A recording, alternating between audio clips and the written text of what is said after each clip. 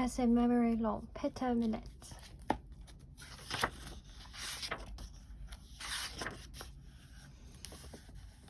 To my darling wife Anne, who never knew that I was writing this book and would have stopped me had she known.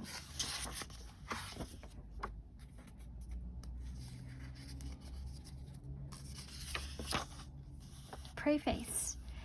Every autobiography is a work of fiction, so wrote Lord Wilberforce, the senior law lord, at the beginning of his own. He did not mean that the author is bound to be telling falsehoods about himself, only that time will have played tricks with his memory. It was for this reason that Lord Justice Kerr, who assured me that he would never write his autobiography, and told his own as far as I remember.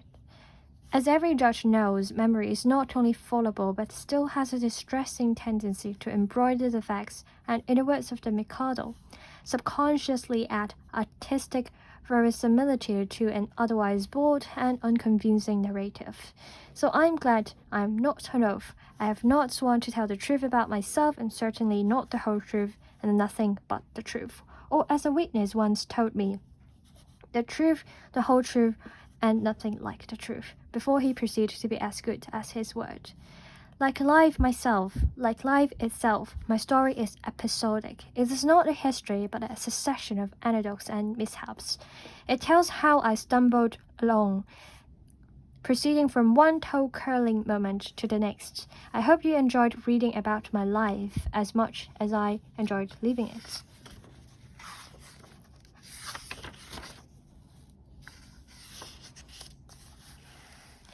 I was standing on the edge of the group and too far away to be able to read the inscription, but Robin Moore read it aloud to us. I was mystified by what I heard.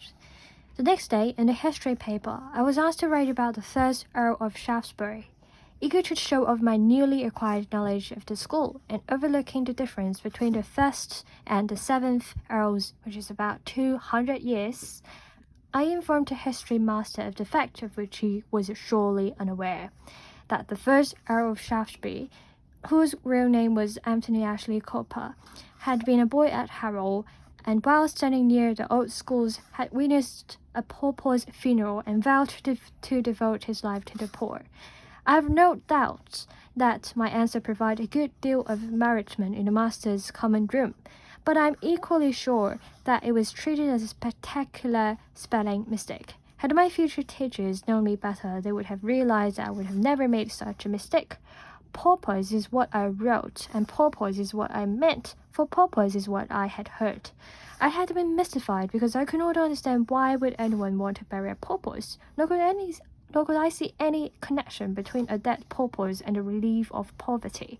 But I knew that the English were eccentric, and Harrovians were reputed to be the most eccentric of all. So the story as I understood it was not inherently impossible. It was with a sense of disappointment that I was later able to read what was actually inscribed on the plaque. I received no marks for mathematics, for I was able to answer only one question and got it wrong.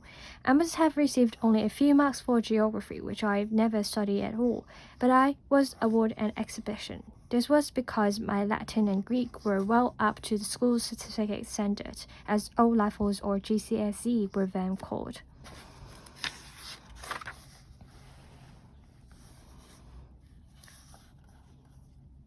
A unique feature of Harrow is its songs. Most schools have a school song. Harrow's is 40 years on, from which the title of this book is taken. But Harrow has another 50 or so songs in its songbook, mostly written between the 1862 and the 19th century. They cover every aspect of school life, from getting up in the morning, awake boys awake, to going to bed at night, good night. There are songs about rugby, Harrow football and cricket, and of course the founding of the school, Queen Elizabeth said one day, and a song about songs. There are also songs about morning schools and lessons, and even songs about geometry. Oh, have you, with Euclid before you, full often despairingly said the 5th proposition to floor you, your mind getting blank as your hat? A feature of Harold's song is that while they often carry a moral message, they do so with wit and humor.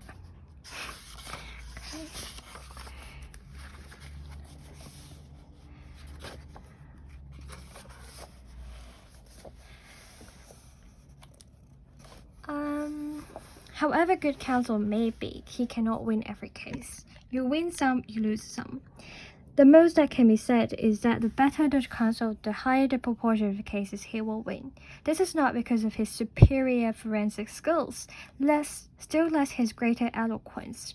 It is because of the quality of the advice he gives to his clients. The worst service counsel can provide is to encourage his clients to pursue a hopeless cause. The shortest conference I've ever held lasts all of 2 minutes. The senior partner of one big city firm brought his client, a well-known industrialist, to see me about a major piece of litigation in which his company was involved.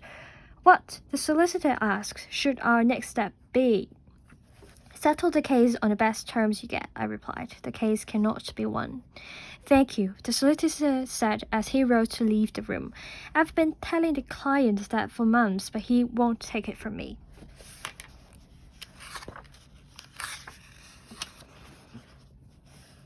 In the 25 years that I practiced at the bar, I doubt that I had more than 3 successful cross-examinations.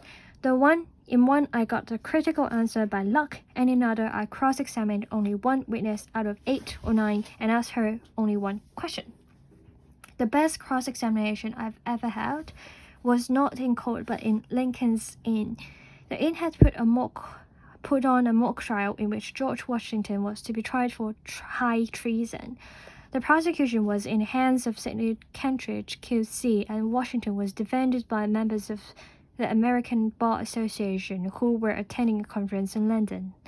There were 2 charges. First is signing a treasonable document, to wit a certain Declaration of Independence, and second is waging war against the king and his own dominions. A U.S. Supreme Court justice was one of the 3 judges. Sidney Kentridge opened the prosecution by holding the Declaration of Independence between thumb and forefinger as far from his nose as possible, as if it were a piece of pornography. The American judge asked him for the date of the document. The date, Sidney replied, is immaterial. It's of no importance and will soon be forgotten. I just need a date for my note, the judge explained. Sidney pretended to look for the date. I think it's July, possibly the 4th of July, but it's not very clear, he said. He opened his cross-examination of Thomas Jefferson by holding up the document once more and asking, "Did you draft this document, Mr. Jefferson?"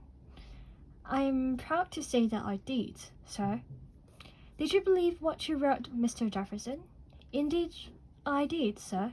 "Every word?" "Every last word, sir." Reading aloud.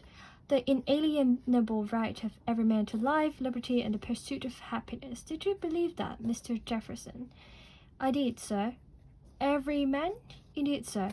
"How many slaves do you own, Mr. Jefferson?" It was in fact a high-risk question, for had the witness known more about the character he was playing, he would have had a perfect answer.